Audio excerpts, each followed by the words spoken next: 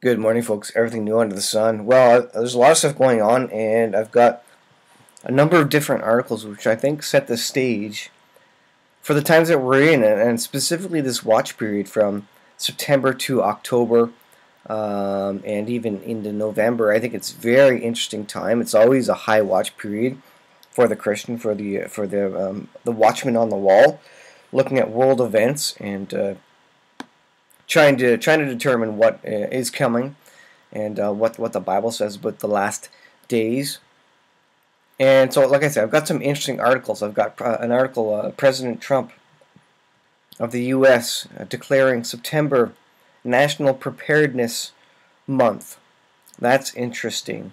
You look at the timing of that, saying September is the time of preparedness. He is also launching the peace deal, apparently, this month of September in Israel.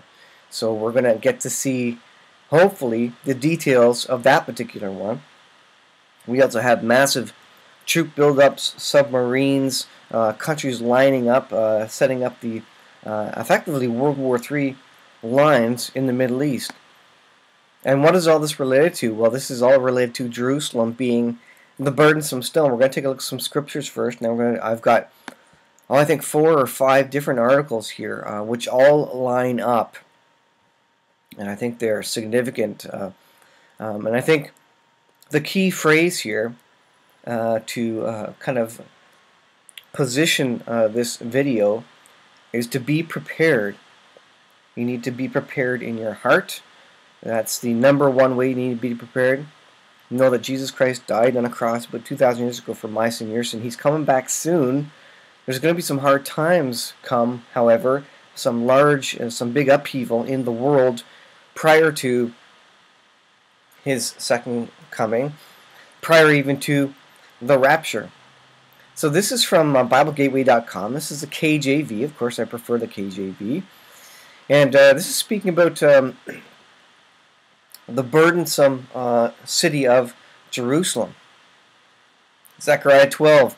The burden of the word of the Lord for Israel, saith the Lord, which stretcheth forth from the heavens, and layeth the foundation of the earth, and formed the spirit of man within him. Behold, I will make Jerusalem a cup of trembling unto all the people around, when they shall be in siege both against Judah and against Jerusalem. And in that day I will make Jerusalem a burdensome stone for all people. That's exactly what it is right now. Nations are circling Israel, Jerusalem, right now.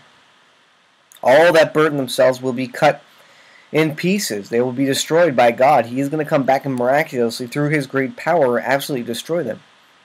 Though all the people of the earth be gathered together against it. Where are all the people of the earth? Where are the major nations of this planet? They are gathered together, effectively surrounding Israel, surrounding Syria, to effectively be drawn into battle. That's what's coming. In that day, saith the Lord, I will smite every horse with astonishment, and his rider with madness. I will open mine eyes upon the house of Judah, and will smite every horse of the people with blindness. Now, verse 4, it speaks of horses and riders. Don't take that lightly. I would not be surprised at all if this was a literal verse where there were horses and horsemen. And you think of the possibility of an EMP blast, an electromagnetic pulse, or even a massive solar flare, which takes up all the modern military equipment, tanks, vehicles, missile defense systems, and you're left with horses and riders. So it could very easily be a very literal verse, but we'll see how it goes. I think often when we look at Bible verses, we're often surprised at just how literally they actually end up being fulfilled, even though you don't think so. Like such as Israel becoming a nation. That verse says, "Will Israel become a nation in one day? Will the Jewish people become a nation in one day?" And in 1948, indeed, they came. They became a nation in one single day. It was declared, and it was so, and Israel became a nation in one day. So you look at Bible verses and you say that can't possibly be literal, but history has shown that the more literally you take the Bible, the more accurate it actually ends up being. It goes on here. Smite every horse and people with blindness, and the governors of Judah shall say in their heart, the inhabitants of Jerusalem shall be my strength in the Lord of hosts, their God. God is going to use Jerusalem and Israel to show his great power, but first he has to somehow take the Western nations out, because he doesn't want Israel, he doesn't want the Jewish people to say that America saved us. He doesn't want the Jewish people to say that our own IDF, Israeli Defense Forces, saved us.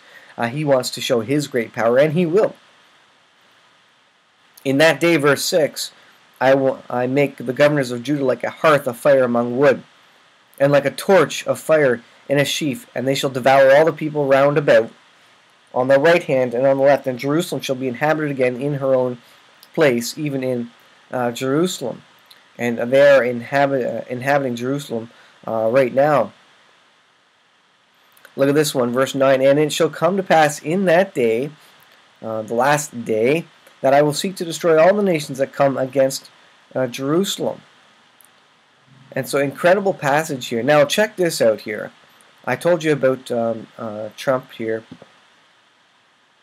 Let me close that. Let me go here. No, that's not what I want to look at. This one here. This one. This is from whitehouse.gov. Let's go back to regular mode here. Presidential Proclamation on National Preparedness Month 2018. This is pretty interesting. Be prepared. National Preparedness Month is a time to focus our attention on the importance of preparing our families, homes, businesses, communities for disasters that threaten our lives, property, and homeland. Now think of the significance of declaring September Preparedness Month. Is there any significance to it? Has it been planned, years in advance that this would be a particular month?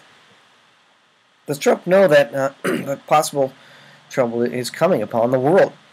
I think he kind of knows this, and I think this is a warning to citizens of the U.S., and I would suggest all of the world to be prepared. This is wise advice, whether or not they know something is coming.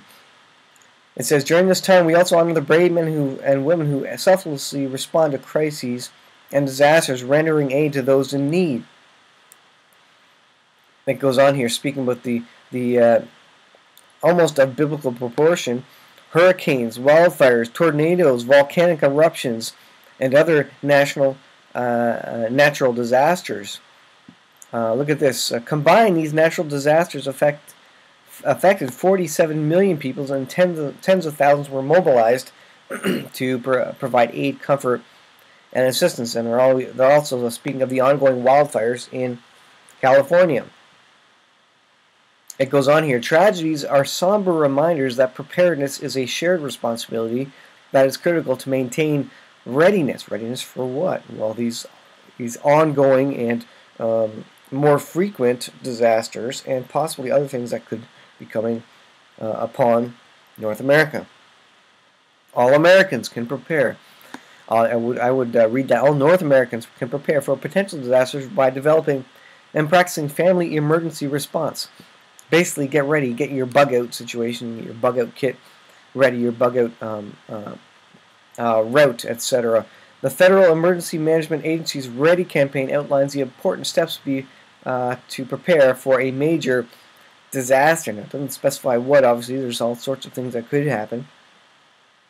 He says, this month I encourage all Americans to take the opportunity to ensure that they have an emergency response plan in place and ready to be properly executed. That's interesting. And ready to go, basically. Emergencies and disasters test the resilience and strength of families. It is impossible to avoid every challenge and threat. And I think Trump knows that a significant economic trouble is coming. I believe that if God was to put any leader in place to lead and to govern over an economic collapse, to me it would make sense that Trump would be the candidate for that, as he is well experienced in the business world with bankruptcies. God doesn't use perfect people. He uses people who have particular knowledge and experience to fulfill His plan. It says, "Now therefore I, Donald J. Trump, President of the United States, by virtue of authority vested in me by the Constitution and the laws of the United States, do hereby proclaim September 2018 as National Preparedness Month.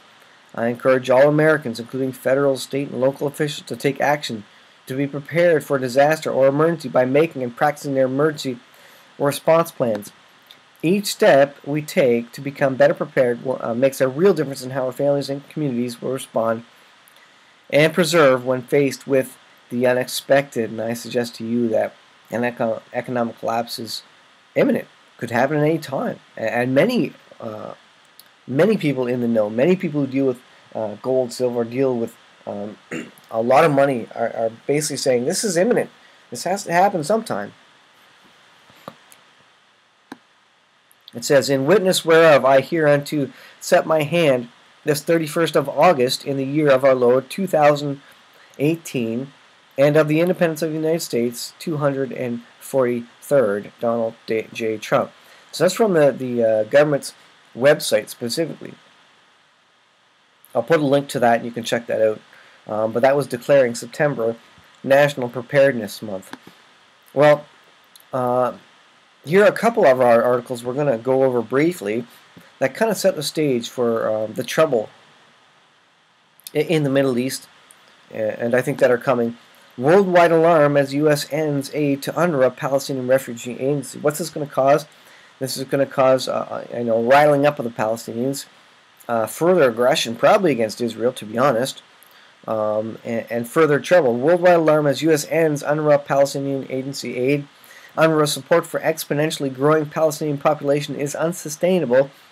U.S. military cancels $300 million in aid to Pakistan. So they're worried about this. They're worried about, if you cut off the money, people will start going a little mad, getting angry, and this is going to cause trouble. But you got to do something, and that's the U.S.'s response. Nothing is happening. They're piling money into this, and nothing is actually being resolved.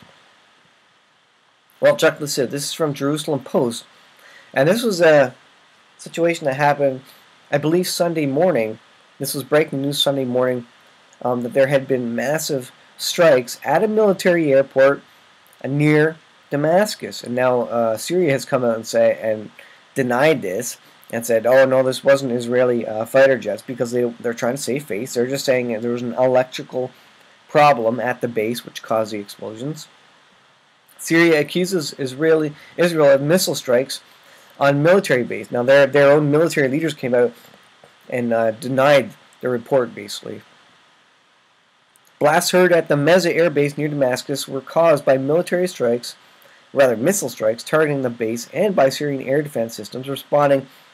An official in the regional alliance supporting Damascus said on Sunday, a war monitor, the Syrian Observatory for Human Rights, said the explosions resulted from Israeli airstrikes and that they caused deaths and injuries. So you've got Syrian military generals basically denying this, but other reports coming out of Syria saying that there was, unidentified missile strikes, basically, and so who else would it be other than Israel? Very likely it was Israel. And what you have sitting on the table is a situation where Russia has already made their red line, saying that if you kill one of our soldiers, we're going to bring our nuclear weapons to bear on you, whomever you are, because we are allied with Syria. That's the red line on the table. So if one of these is miscalculated and Russia chooses to act on it, they have the red line in the sand. They have the line drawn in the sand already, where they will go ahead and do something there.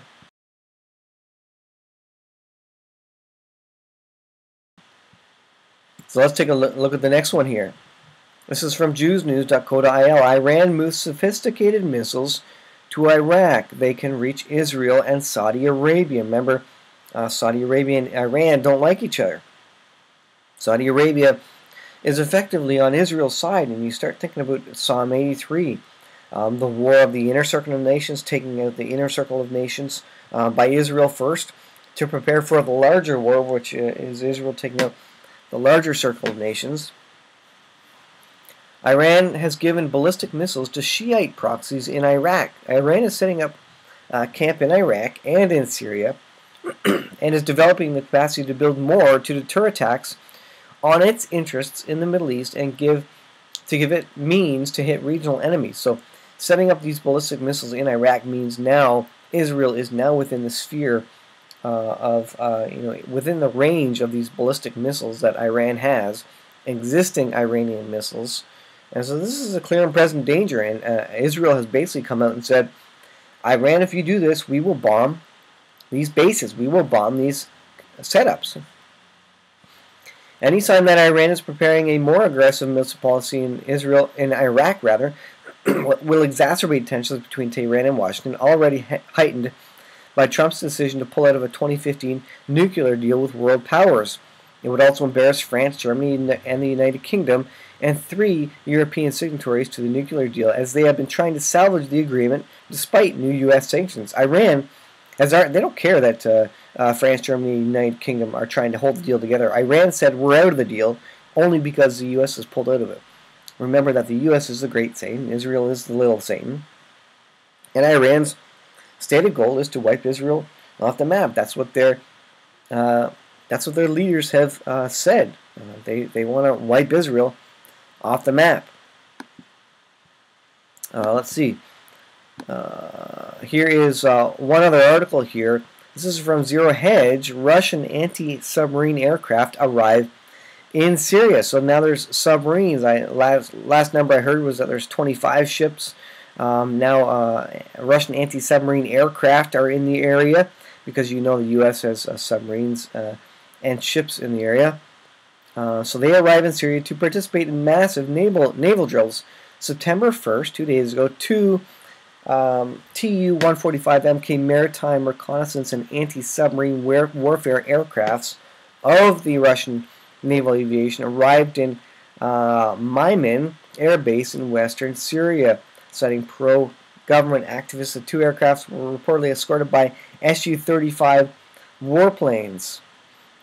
The 2 aircraft have a combat radius of 6,500 kilometers, remember that, and can fly as high as 12 kilometers. The maritime reconnaissance aircraft can also be armed with different types of torpedoes, bombs, and anti-ship missiles such as advanced Kh-35. The 2 aircraft are expected to participate in ongoing massive drills of the Russian Navy in the Mediterranean Sea, where built up around the Middle East, built up around Israel.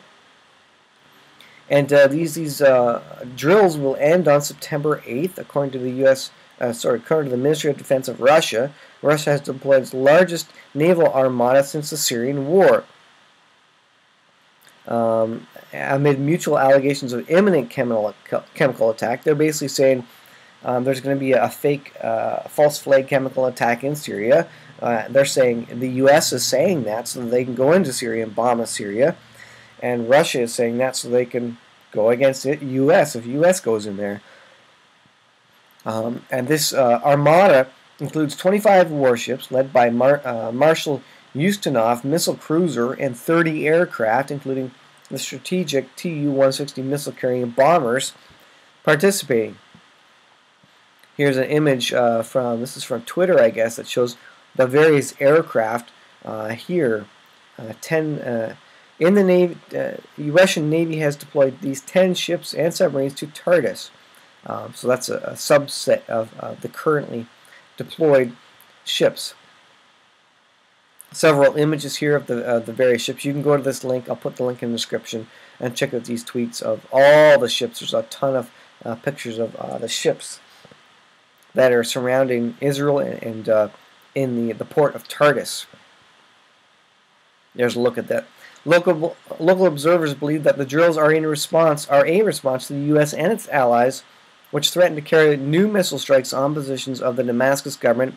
Russia had warned that the militants in northern Syria may stage a chemical attack to serve as a pretext for a new strike. So this is a clear and present danger in the Middle East. There is stage setting here, and militaries are building. You can't deny that there is a massive buildup of all nations now surrounding Israel, surrounding Syria, in the Middle East. God is putting hooks in the jaw of many nations, and not only that, but God is going to put multiple hooks in the jaws of Russia, turn them around and bring them towards Israel. They don't want to right now. They don't want to get involved in Israel. There is at least some agreement there between Israel and Russia about the Iranian threat. But God in Ezekiel 38 will put hooks in the jaws, bring them around to face Israel in these last days. And so we see a massive buildup. Be prepared. Interesting timing of September being the preparedness month for 2018 that you saw from that article that Trump signed on August 31st. What does he know coming? Does he know that there is significant wars, rumors of wars, nations rising against nations, maybe in September, October timeframe? And I said it before, I think an economic collapse would be, 2018 would be a prime year for it. We see troubles in the markets. We see record selling of gold and silver around the world right now. Who was it? Greg Hunter had a video with, was it Kirby? What's his name? Ron Kirby? John, I forget what his name is. Kirby, basically saying that there's record sales of gold and silver. People flying in to gold and silver, precious metals, to cover themselves for what will be a volatile September-October period. We have the peace plan being revealed by Trump. How is that going to be rolled out? Is that going to separate? Is that going to divide Jerusalem? And then if it is a peace plan dividing Jerusalem, what sort of natural disasters does that bring against the United States for being the one to call upon the division of Israel, rather Jerusalem? If that is the case, we have a lot of things to look for, guys. Be prepared. This is significant. I hope you know Jesus Christ as your Lord and Savior. He's coming back soon. And hard times are going to come. And we're maybe over the next couple of days, we'll again take a look at the timeline of the return of the Lord. Watch my previous videos about that. Pretty significant stuff happening in these last days, guys. I think this will be my single video for today. There's a lot of stuff packed in here. Check out the links. Be prepared. Be prepared with food, with water. Be prepared for an economic collapse, which I think could happen, could initiate, could start prior to the 7 year tribulation. I think we're only about 2 years away from the start of the 7 year tribulation. But prior to that, we have to have an economic collapse. Prior to that, we need to have the revealing of the Antichrist. Prior to that, we're likely going to have some significant wars and significant rumors of wars. Prior to that, you could have Ezekiel 38 and also Isaiah 17, destruction of Damascus. Prior to that, you could have the Psalm 83 war. All these things could be occurring prior to that. Be prepared. Are you ready? Guys, put your seatbelts on. Stuff is heating up. This is the high watch time in the Middle East. Be prepared. Thanks for watching, guys. We'll see you guys in the next video.